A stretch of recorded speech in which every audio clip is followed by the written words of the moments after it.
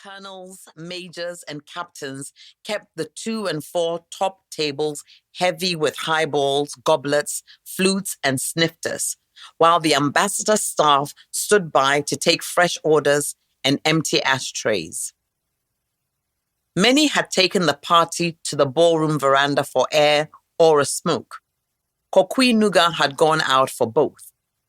Leaving her sister and the officer sponsoring their drinks for the evening, Kokui wedged her way into a dark corner and exhaled.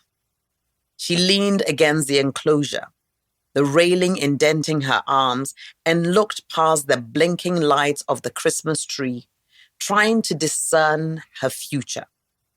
She lit up another tusker, the smoke curling around her heart-shaped, night-colored face, her mind dancing with scenarios. She could go back to London, try to find a university that would accept her. Her father would not immediately agree, but he would let her stay in the apartment until she found her footing, if she made a strong enough case, which she could. She was almost 23, the same age he had been when he left Ghana to work in Jan Weber's paper mill in Germany. A year later, he returned with the beginnings of the fortune he now used to control her and everyone else in his life. Maybe she would stumble on a fortune of her own. Or she could stay with her mother in Togo for a while. Kokui was not looking forward to asking her mother when they saw her this Christmas, but she had to. The clock was ticking to 73, and all the demands the new year would make. She needed time and space away from her father's house and her life in Accra to sort out what she was meant to do with herself. Her second cigarette down to a glowing nub, she inhaled, squaring her shoulders for her return to the party inside. "Hey!" Kokui hopped back from the attendant who had crouched wordlessly in her path. Her heart beating from the surprise, she bent to detangle her left heel from the hem of her white dress as she watched him sweep the smoking butt of her cigarette into his dustpan. "Today, dear, they go promote you to head sweeper." He cut dead eyes at her comment and her performance of it in pidgin. But she wasn't mocking him or his station. She envied his focus on this menial task.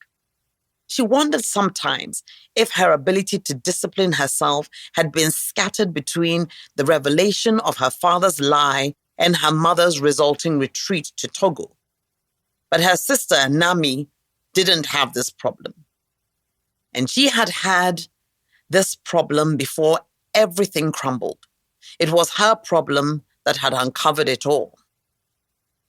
She winked at the attendant to communicate her admiration and smiled to lift her own mood.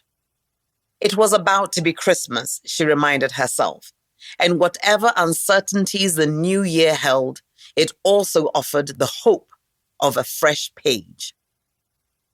She smoothed the edges of her hair and, with her ponytail swinging behind her, made her return to Nami and the soldiers splashing their cash on them for the night. She didn't have to figure out her life this minute, she decided. She couldn't. In the meantime, she would allow herself to celebrate. 2. Kokui's eyes fluttered open at the sudden flare of the car's interior light. Wiping the dribble of her post-ambassador doze from her chin, she sat up in the soft leather seat. Their driver, Nelson, was lowering the car radio volume as he inched toward the rifle-toting officer leaning into the vehicle in front of them. Another policeman stood beside him, making sure incoming traffic didn't drive past.